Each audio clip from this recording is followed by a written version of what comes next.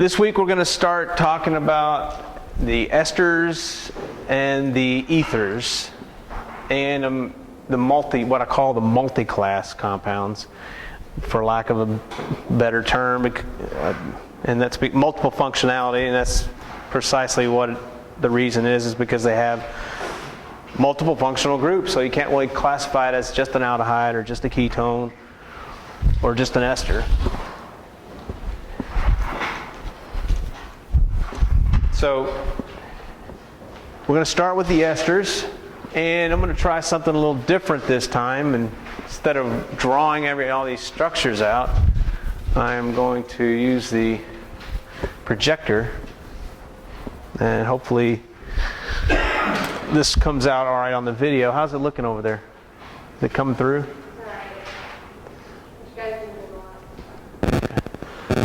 All right, so as you learned in organic chemistry, the esters are defined by this functional group where you have a carbon-based group, then you have your carbonyl, a C double bond O, and then right next to it a single bond O, and then another carbon-based group on the other end.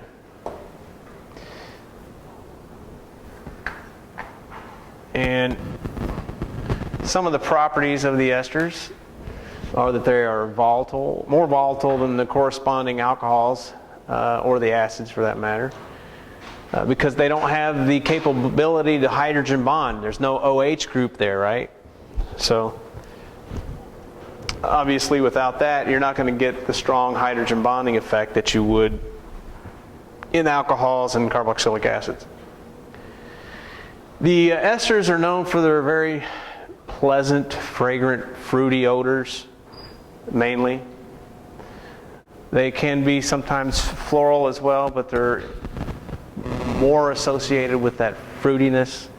You'll hear the term fruity ester a lot.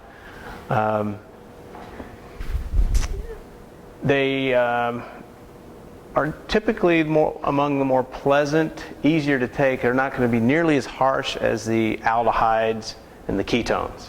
So glad we're past that part. Hopefully no one else gets nauseous and sick from smelling too many aldehydes and ketones again, but you won't get that effect with the esters. Their formal IUPAC names always end in ATE or OATE, so it's going to always be 8 or 08. The simplest ester is methyl methanoate, which would be this one.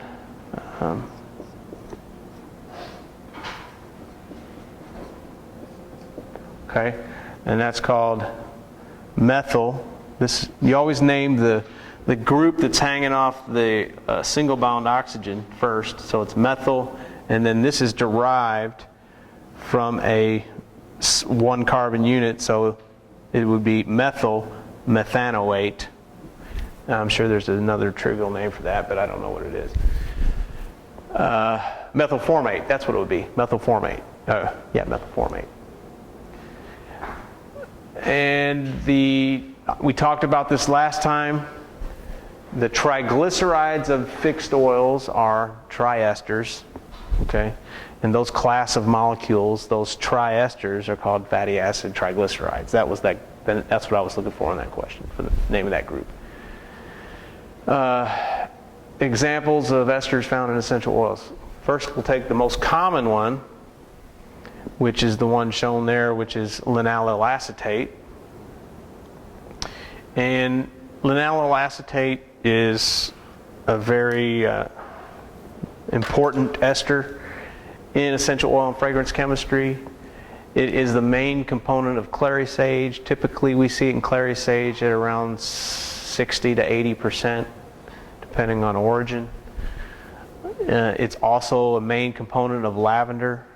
It can be in lavender anywhere from 30 to 45% typically. But when you smell it, the pure linallyl acetate in your sample box, it will really resemble Clary Sage. Now most of you probably have never smelled Clary Sage, But that is the characteristic odor. If you were going to assign one oil that smelled like linalool acetate, it would definitely be Clary Sage. So let's get that out and smell that. Smell the linalool acetate and compare it to the Clary Sage, if we're not too overwhelmed at this point. Yeah, you can see, even though this Clary Sage is probably 70% linalool acetate, it's quite a bit different, right? That linalool acetate is very dull, kind of, compared to the Clary Sage. It's not as sharp, just simpler. The Clary Sage has more herbalness to it. Okay.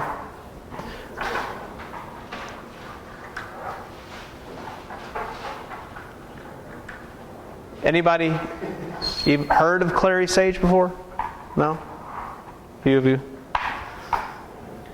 Very popular plant grown in France and Bulgaria. Even here in the U.S., there's places that produce the oil. Pardon? Subtle. Yeah, it's a lot smoother than, say, the linalool, right? If you wanted to compare this to an alcohol, we'd compare it to linalool. Linalool is basically, without this, you just replace this with an H, right? So that's why the similarity name there, linalool acetate. Typically, where you see linalool acetate, you will also see some linalool in the oil. Okay. Some other common esters are things like Borneo acetate, as we see there, which is found in all of your fir needle oils. I think that's one that we have in our group, yeah. And it should smell very characteristic to fir. Okay, just Borneo acetate on its own will give you that conifer, piney smell. Okay, but then if you smell it in comparison to the fir needle oil, white fir is what you have here, you'll see some differences. There's a lot more complexity, as usual, with a whole essential oil. It's a nicer odor, in my opinion, whereas the Borneo acetate is just very simple, one-dimensional.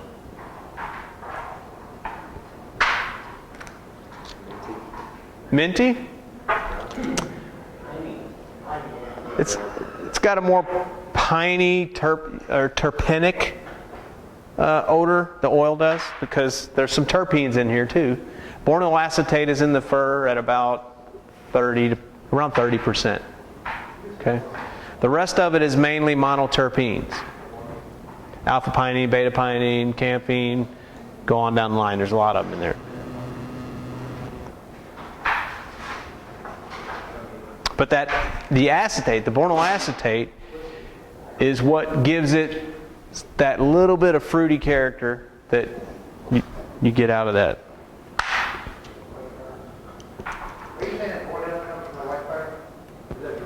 The Borneo acetate is the main component of most of the fir needle oils, not just the white fir. You have Canadian fir, you have Siberian fir, and the white fir, this comes from Austria, I believe. But all those fir needle oils have Borneo acetate as a main component.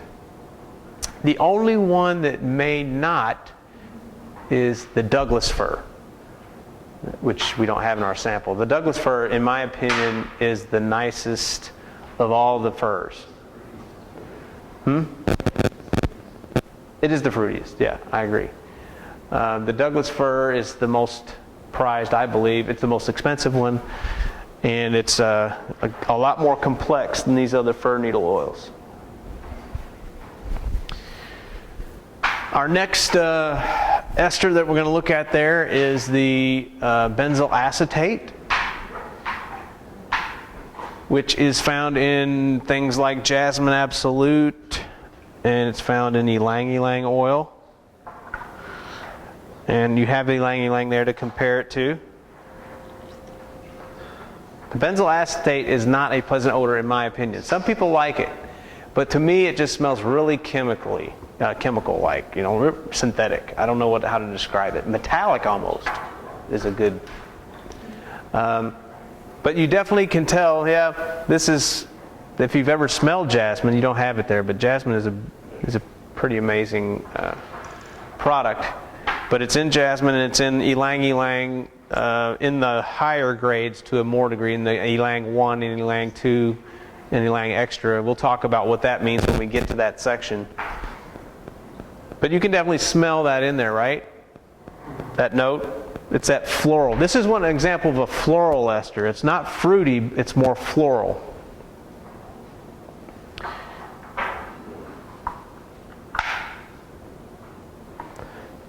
Talking about the yang. Ylang, it's pronounced ylang ylang. Ylang ylang. Yeah.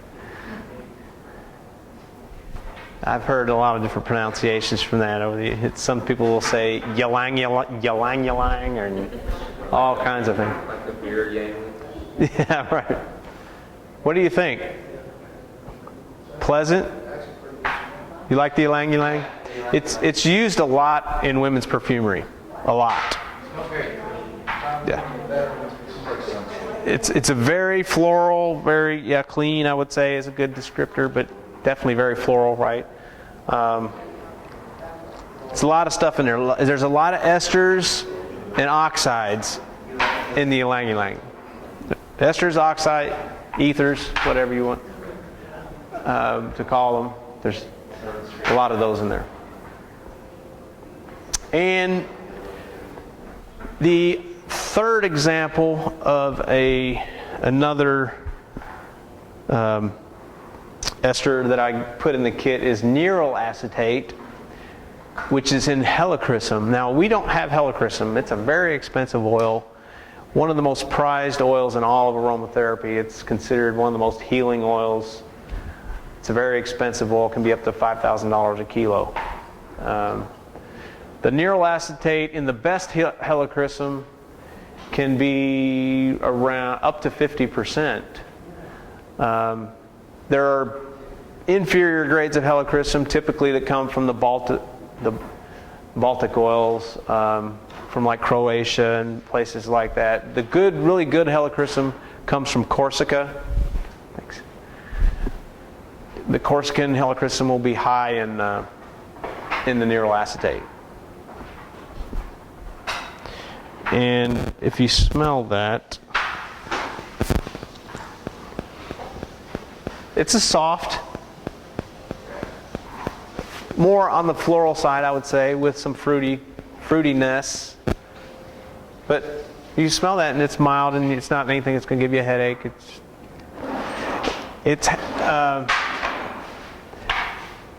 There is a isomer of Methyl acetate in which the double bond, as you might imagine, because we've already talked about near-al and geranium, but this double bond here is where we have a possibility for a cis-trans isomer, right? So you've got big group on the same side of the double bond. So this would be a cis type of isomer. The other isomer where this group would be up here is called geranyl acetate. Okay, geranyl acetate. Now you don't have it in your kit, but that is another common ester that is found in essential oils. It would be in like carrot seed and some others, but just as kind of a FYI there. Anytime you see something with neryl, chances are there's a geranyl version as well. Just like you have nerol and geraniol. We didn't cover nerol, but you know we covered geraniol and the alcohols. Well, there's a nerol too. So the other one would be the trans. Right. Ner is always cis, and then the geranyl is always trans. All right. Any questions on that? No? Okay. So, pretty simple to, identify your esters because, anytime you got these oxygen, then these, they're going to stand out from the rest of the structure, and you get this kind of situation here. Usually the esters are, a lot of times they're going to be the methyl esters, where you have, acetate esters. This is the acetate group. This CH3 C double bond O is the acetate group, and you'll see a lot of acetates in essential oils.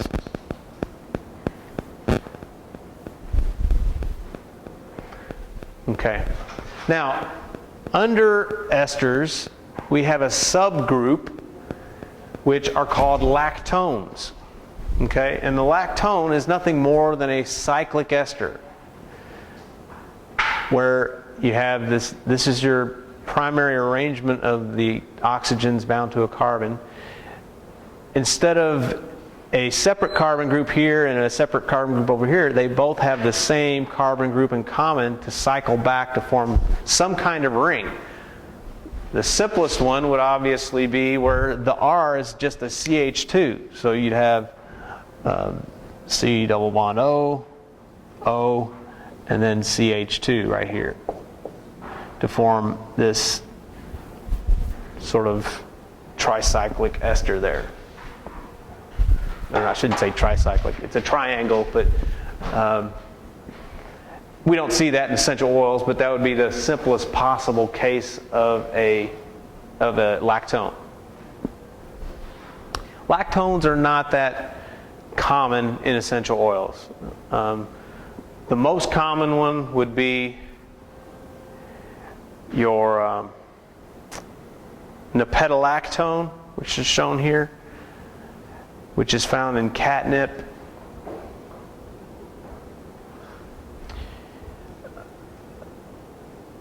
It's in fragrance chemistry, there are these things that are called aldehydes that are actually lactones.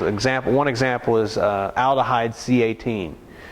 It's an old trivial name for a component in fragrance chemistry, but it's actually a lactone. There's a gamma nonylactone, gamma undecalactone. There's several of these things that they're called lactones, but I mean they're called like for example gamma is aldehyde C. What is it? Yeah, aldehyde C9 and things like. There's several of these that are called aldehydes, but they're not. I don't want to bore you with the structures of those. Maybe if we ever do a fragrance chemistry, we'll go into those. But they're not in essential oils, so you don't have to worry about it. They're just the fragrance chemistry. Again, the most common is nipetolactone. This is a very interesting molecule. It's a very simple molecule, but no one has yet been able to come up with an economic way to synthesize it.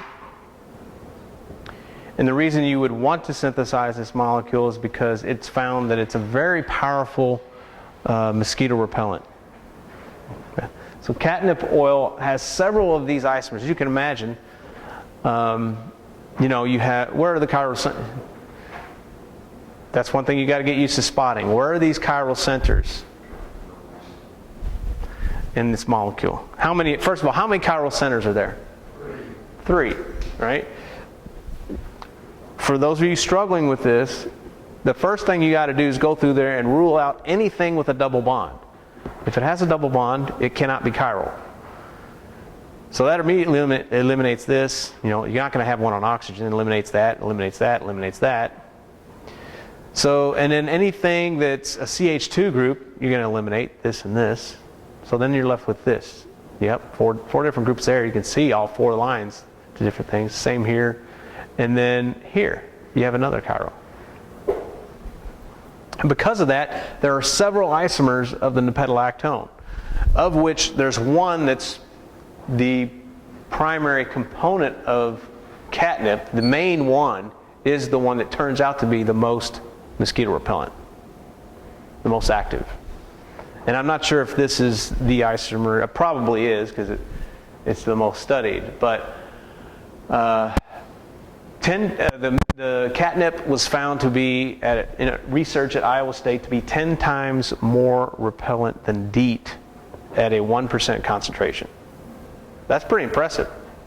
right? And it's not toxic, which is an even bigger plus, because DEET has been found to be can be a bad actor for some people, especially in children. There's actually been cases of children dying from toxic shock syndrome from DEET.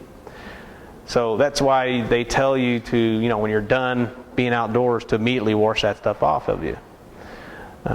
So anything that you have to immediately wash off, it's kind of probably not going to be good for you. So this is something, this catnip oil, you can put on you in a 1% concentration and be protected against mosquitoes for 5-6 hours and not have to worry about any toxicity. Fortunately, it only has to be present at 1% because it's a very expensive oil. Very low yielder, probably on the market right now. It's probably going for close to $1,000 a kilo. Used to be cheaper, but there's basically one outfit that monopolizes the entire. No one else is producing it, basically. It's still expensive because you don't get a lot out of the process. Yes. I mean, the catnip, obviously, you can grow it. Yeah. The reason it's expensive is not because it's a hard plant to grow or anything like that. It's because the yield of oil is so low. When you distill, it's probably like 0.02% of the total biomass that you put in there. It's really, really low, and it's hard to collect. It's an oil that's very close to the density of water, so it's really hard to get good separation, and it requires some expertise. And there's one group that's been doing it for a while, and they pretty much dominate the market. And so if they choose not to produce it, which they chose not to last year, the price went through the roof, and they can pretty much command whatever they want. We're halfway there on synthesis. Are you? Are you looking into this one? Yeah, we've got it up to 1-methyl-5-pentanol, and after that, like it's only 20 Nice. steps. If someone comes up with a way to synthesize that for a good price, I'm telling you, it will be a big-time moneymaker. Because it's something that's safe, that actually works. All these other essential oils that people claim work, they don't work. Citronella doesn't work. It just doesn't. People think it works, in the limited capacity that it kind of works is just a simple interference mechanism, because the mosquitoes are attracted to your carbon dioxide that you exhale, and you put citronella-based products on, and it kind of may interfere with that, but it doesn't actually repel the mosquito. This is a pheromone to the mosquito that tells it, stay away. And I've been using catnip oil in a family blend that we've been using since probably 2000, maybe even earlier than that, and use it on my kids all their lives. And I've never been bit on an area of my skin where I've had this on. I've had a mosquito actually come, and after it's worn off a little bit, mosquito, I've seen them, they'll land, but as soon as they land, they fly off. They will not bite you. It's weird.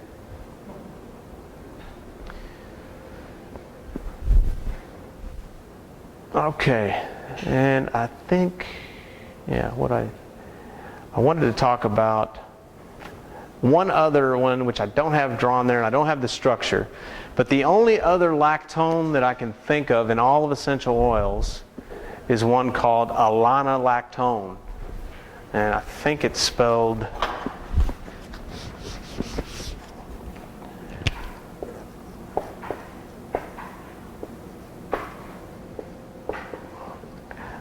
this may be an O here.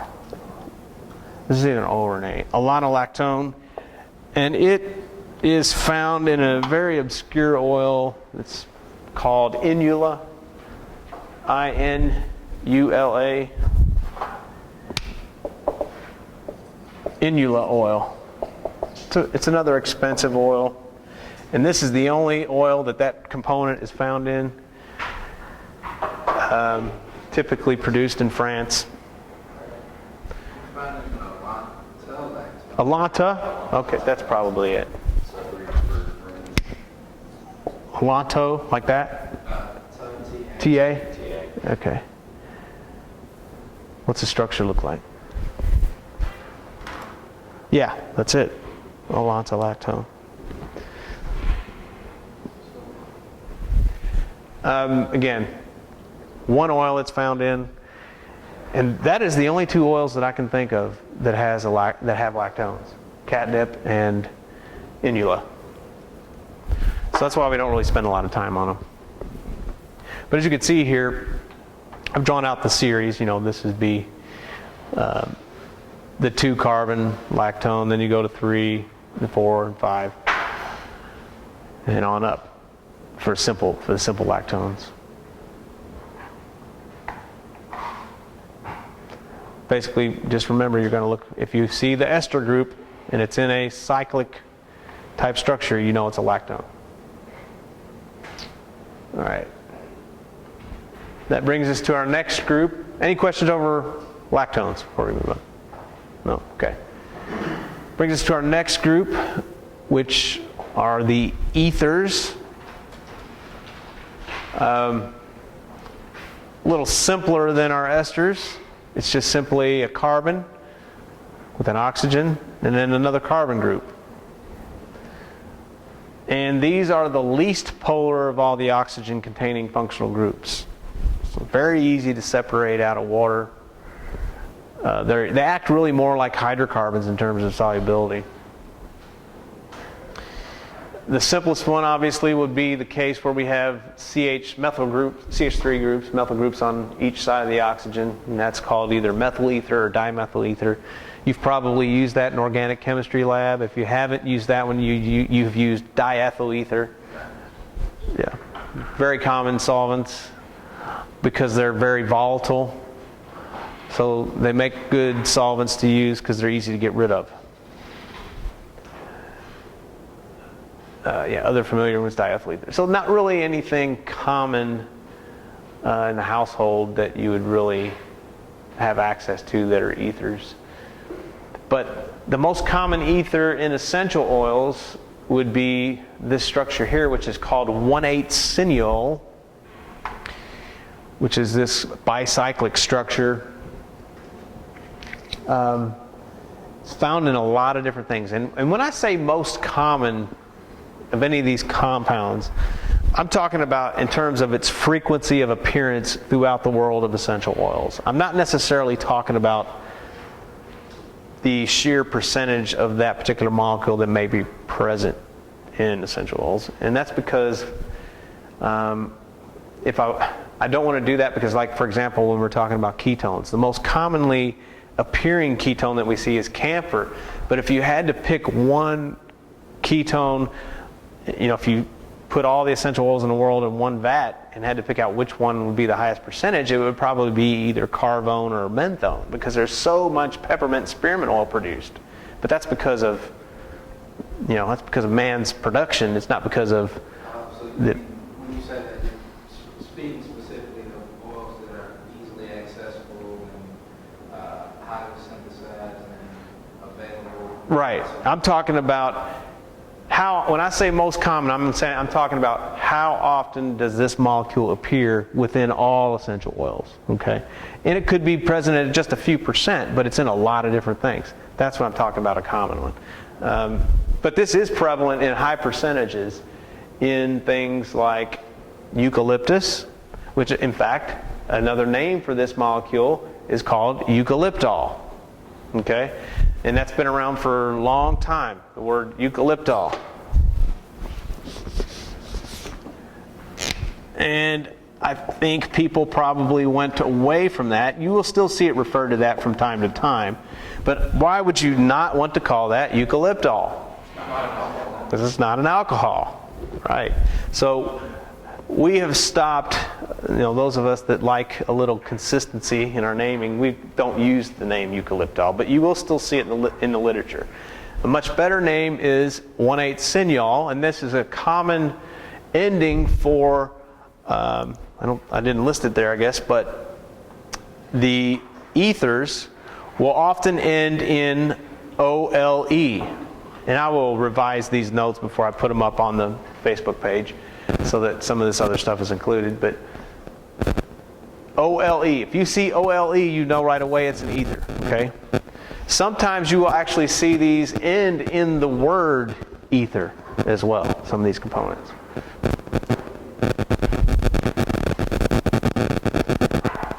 Okay, so let's go down. And some other ethers that are found. We have this one, as I told you, an example of one that ends in the word ether, and this is called P-cressyl methyl ether. P-cressyl methyl ether is found in ylang-ylang. Sorry, going back to cinyol, 1,8 cinyol. I said it was found in eucalyptus, but it's also found in rosemary to a large extent, as well as many other oils in minor components. But eucalyptus and rosemary are two big ones. In fact, when a lot of people at first have a little bit of trouble telling the difference between rosemary and eucalyptus. But rosemary will smell more herbal, whereas eucalyptus is going to smell more pungent and eucalyptusy. I don't know how else to say it. It's less complex than rosemary because eucalyptus is about 80% 1/8 cinyol. Whereas rosemary, it's only maybe 30%, 30 to 50%. Anyway, actually, let's smell those since we're talking about 1/8 cinyol. Let's smell that one and compare it to eucalyptus.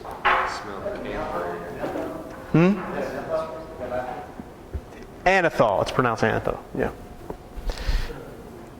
But 1/8 cinyol, you should recognize that odor.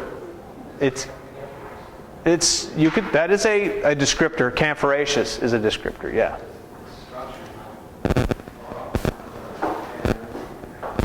But the cinyol, which is the eucalyptus smell, is found in, well, you would have smelled it in like Hall's cough drops, let's say. Okay? Which what is it, mentholyptus, they say? That's because it has menthol and eucalyptus or eucalyptol or cinyol, whatever. That's where that term comes from. A combination of menthol and cinyol or eucalyptol. But it's a cleaner, the cinyol is a cleaner smell than, say, the whole eucalyptus oil. You can smell, because eucalyptus oil also has, even though it's 80% or more 1/8 cinyol, it's also got a lot of little terpenes in there. Alpha pinene, maybe beta pinene, campine, some others. But they give it, and some limonene, give it a little sweetness on the top that's not there in the cinyol.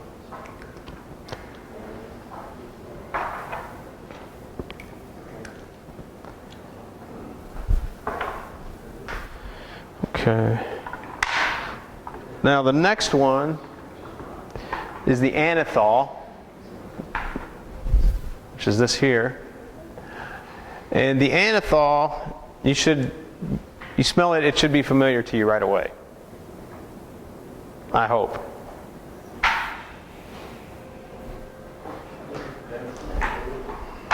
Anethol, you could say that, but yeah.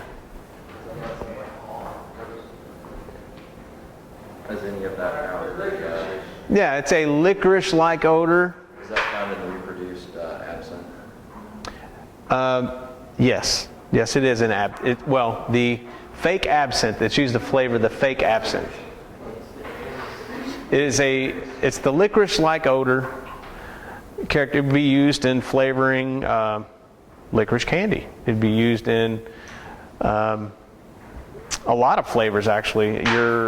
What's the candy that's in the movies? You go to the movie theater, and there's one that's got that licorice. What is it? What are those? Good Plenties? Is that what they are? Yeah.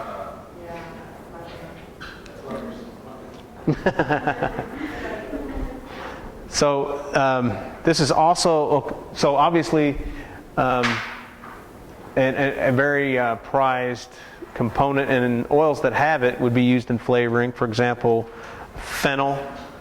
This is the main component of fennel oil. Anethol is. If you ever had fennel seed in cooking, and you bit into a fennel seed, you'd all of a sudden taste this real burst of sort of a licorice-like flavor from that fennel seed. And it's also in aniseed, If you've ever had anise or star anise, those are also some things that are used in cooking. And that's sort of where the name comes from. Anethol comes from the fact that it's the main component in anise oil. So fennel and anise, it can be in those at a very high percentage. I should probably write that down. So anethol, two oils that would be main components would be fennel and anise. That's A-N-I-S-E. Now anise is the regular anise comes from a botanical called Pimpinella anisum.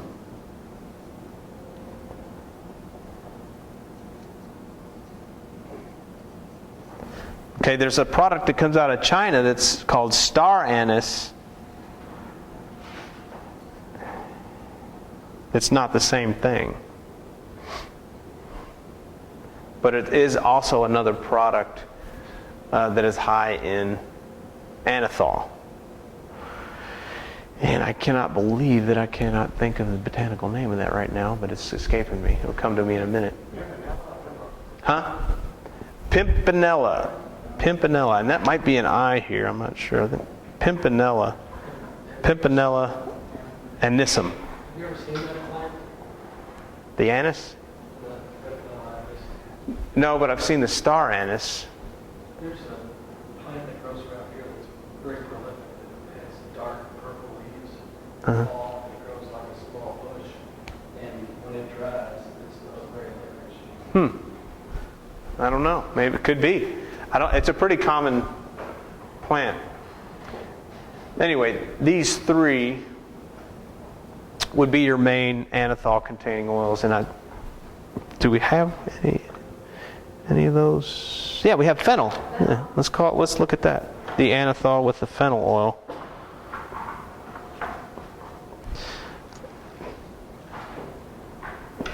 Very, right off the bat, you should be able to pick that out, that it's in there.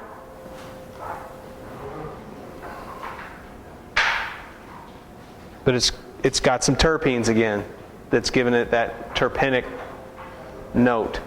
But it's definitely licorice-like, yeah. That's probably going to be a difficult one. Well, we may not do the same. On the next test, we may just do the components, the single components. I don't want to do 21 samples in one day. And I'm sure you don't either. Okay. And, did I actually give you estragol? Yeah, I did. This is going to be the hardest one for a lot of people to tell apart. Anethol and estragol. And I didn't give I don't have the structure up here, but you have it on your sheet.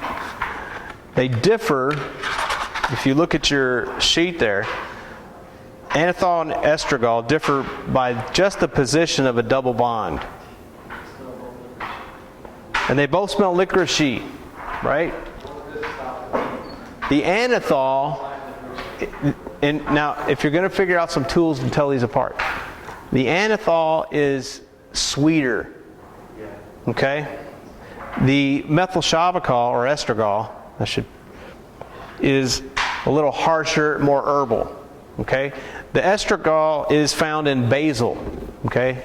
You've probably had that type of basil that has that in there. When basil leaf, like if you had a basil leaf salad or a basil leaf in mozzarella, and you have the fresh basil leaf and you bite into it, that's the flavor you're getting, is that estragol. And where's my... Well, I suppose I could just use the internet here and pull it up.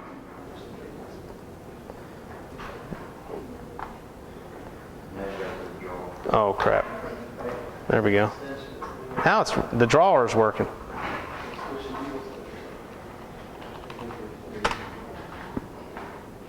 Wikipedia is a great thing for these chemical structures. There's the structure. Oh.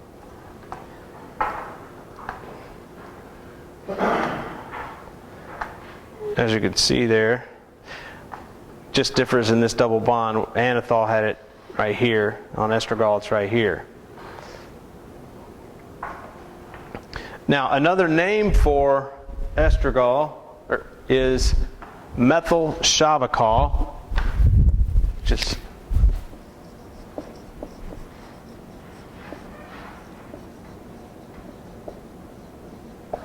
which is another one of those names I don't like, because if you look at that, you're going to assume it's what? Again, an alcohol. If you go by the ending, it's what it looks like. So the much preferred name is estragol. O-L-E, estragol. Or you could say it estragol if you want to be more intentional about your differentiating the ending there. But you will see, if you went on to go into fragrance chemistry or essential oil chemistry, you will see methyl shavicol used a lot. In fact, there is a basil. There are many different types of basils. And normally, when there are many different chemotypes of a particular plant, they will put some way to denote what chemotype it is. And the way they do that is they'll say Basil CT, which stands for chemotype, and then they'll put the chemical. And they'll say Basil CT methyl shavicol.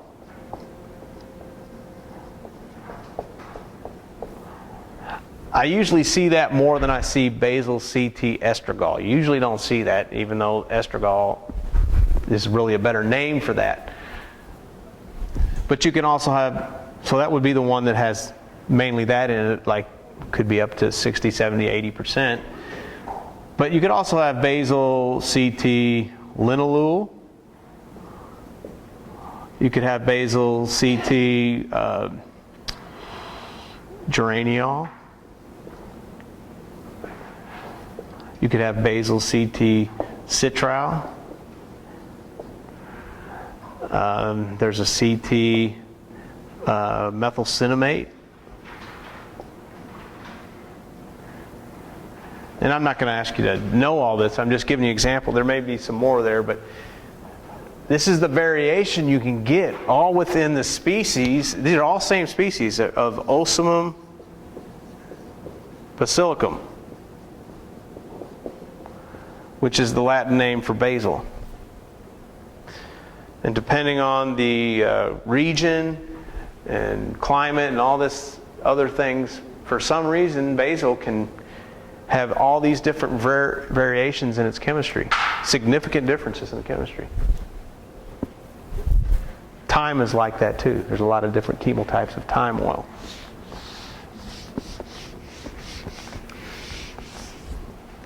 Okay.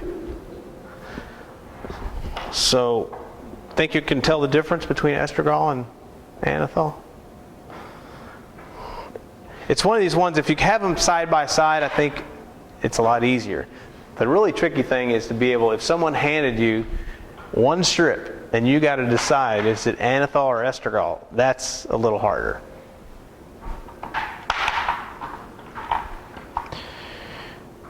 Okay, and the only one that we haven't smelled there is the oh yeah, we didn't compare that. Basil. I got a sample of basil there. The basil and the methyl shavicol.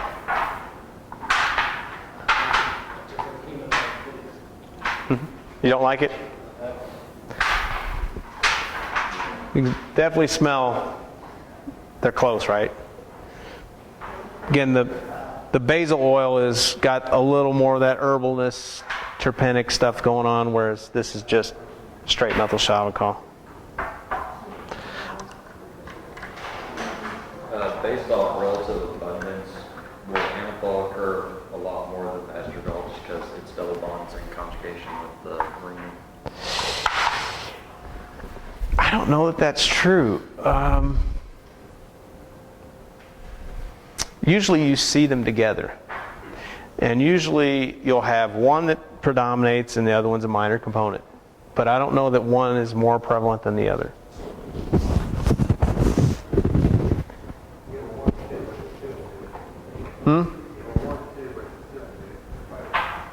Well, I mean, there's no doubt that thermodynamically, the case where you have the double bond here is going to have, the lower, it's going to be the lower energy form, right? But whether that equates to, these different plants and their production, plants don't have to necessarily always follow the lowest energy pathway to make these things. Huh? One enzyme will change all of it. Yeah, one enzyme will change all that, sure. Okay. So the last one is the p-crystal methyl ether, which we have, and you can compare that to your ylang-ylang because that's what it's in. It's really not in anything else. It's what we would classify this as a floral, floral slash. Now, stay with me. Floral, but it would also be actually a sort of fecal at the same time, believe it or not. Can you see that? It could have a fecal character. Baby poop, yeah. But it's definitely a strong, very powerful. You get the more floral character on dilution. It's a very strong component. So I think next week we're just going to cover smelling the components only. And not the oils with it. Just the component, the single components. And I think I'm going to eliminate the solids out of that too. So that way I think you only have what? Takes out 2. So you'll have a total of 12, right? Or is it 10? 10, yeah, 10. Okay.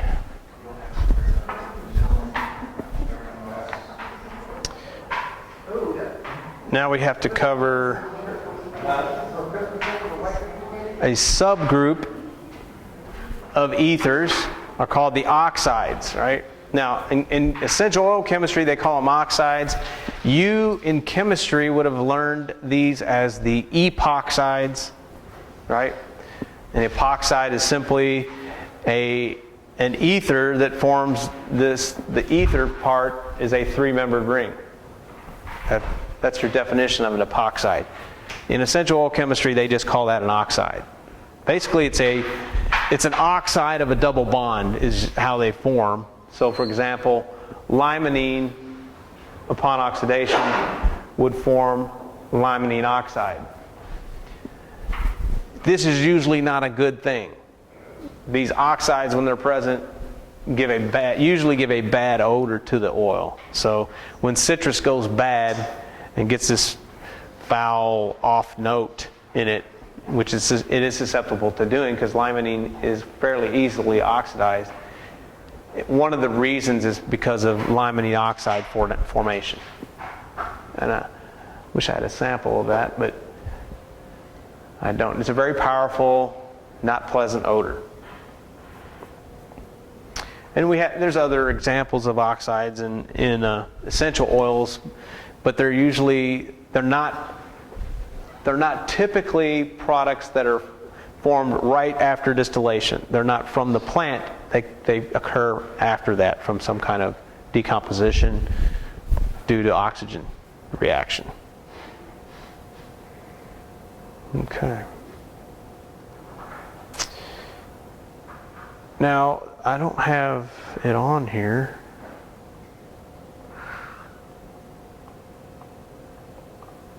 But the last group that we want to cover are the multi-class, and I don't have the pictures of those, so I'm going to have to draw them. Let's